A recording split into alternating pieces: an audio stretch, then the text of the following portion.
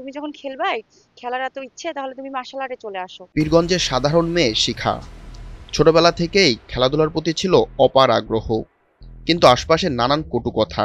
মেয়ে মানুষ আবার খেলে, কতদূর যেতে পারবে?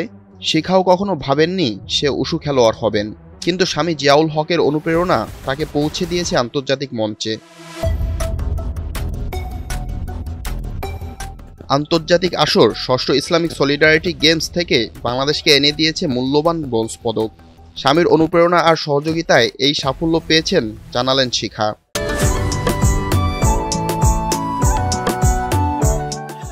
তো ওনার সহযোগিতা না থাকলে আমি তো ওখানে আসা অসম্ভব ছিল।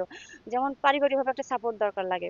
আমাদের খেলাধুলা ২ বেলা প্র্যাকটিস করতে হয়। পারিবারিক সাপোর্টটা না পারলে আমি অবশ্যই সংসারকে শুধু সময় দিতে যাই, আমার এদিকে সময় দেওয়া হয় না। ও আমাকে সাপোর্ট না করলে আমি সেই সময়টা এখানে বের করে আনতে পারতাম না, আর প্র্যাকটিস করতে পারতাম না। প্র্যাকটিস টাইম তো আমাকে, আমি প্র্যাকটিস করি না করি, মন মানসিকতা যদি ভালো না থাকে, ও আমাকে প্র্যাকটিস করাবে যে তোমাকে একবেলা প্র্যাকটিস করতেই হবে বাধ্যতামূলক, এটা তোমার জীবনের রুটিন হয়ে গেছে। স্ত্রীকে খেলোয়াড় বানানোর পথ মসৃণ ছিল না জিয়াউল হকের। এলাকার মানুষের নানান বাধার সম্মুখীন হতে হয়েছে, তবে স্ত্রীর স্বপ্ন পূরণে নিজেই দিয়েছেন ওশু প্রশিক্ষণ। অনেক বাধার সম্মুখীন হয়েছি। যেমন এলাকার মানুষ অথবা পাড়া মুরব্বীরা অনেক কিছু বলে যে সে মেয়ে মানুষ, সে এখানে খেলাধুলা করবে, সে বউ, সে তো বউ, বউ হয়ে এখানে এগুলো করবে। যেহেতু আমি নিজে ওর প্রশিক্ষক ছিলাম, আমি নিজে ওকে উশুতে আসার জন্য অনুপ্রেরিত করি। সে আগে বিভিন্ন খেলা খেলতো, ওখান থেকে অনুপ্রেরিত করি। এরপরে আমি চিন্তা করলাম না, সে যেহেতু আমার ওয়াইফ, আমি তাকে স্বাধীনতার সাথে ট্রেনিং করাতে পারবো, কোনো বাধা আসবে না। এই জন্য আমি আমি আমার মতো করে, আমাদের 2টা ইভেন্ট আছে, একটা হচ্ছে তাওলু, আমি তাওলু ইভেন্টের কোচ, আমি কিন্তু অন্য ইভেন্টের কোচ। ও যে ইভেন্টটা করে ওই ইভেন্টের কোচ না কিনা। তা আমি চিন্তা করলাম না, ও যেহেতু ফিজিক্যালি স্ট্রং, ও যেহেতু ওর ফিটনেস ভালো, এই জন্য আমি চিন্তা করলাম না সে ফাইটে ভালো করবে, সেজন্য আমি তার ফাইটে তৈরি করলাম। প্রথম যে এই পর্যন্ত সে বারবার জাতীয় চ্যাম্পিয়ন।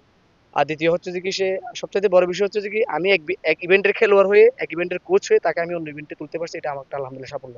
দেশের জন্য অলিম্পিকের গোল্ড নিয়ে আসা শিখার স্বপ্ন, তবে সরকারি সুযোগ সুবিধা নিয়েও আক্ষেপ রয়েছে এই খেলোয়াড়ের। স্বপ্ন তো একটা অলিম্পিকে গোল্ড নিয়ে আসা।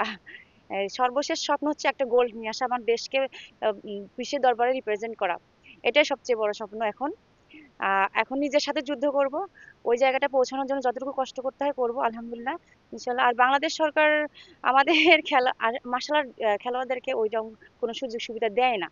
যেহেতু ওই ফুটবল, কাবাডি, ক্রিকেট এদেরকে যে রকম সুবিধা দেয়, সেরকম সুবিধা আমাদেরকে দিচ্ছে না। ভালো খেলোয়াড় তৈরিতে জেলা পর্যায়ে কোচদের মূল্যায়নে সরকারি উদ্যোগের দাবি শিখার স্বামী জিয়াউল হকের।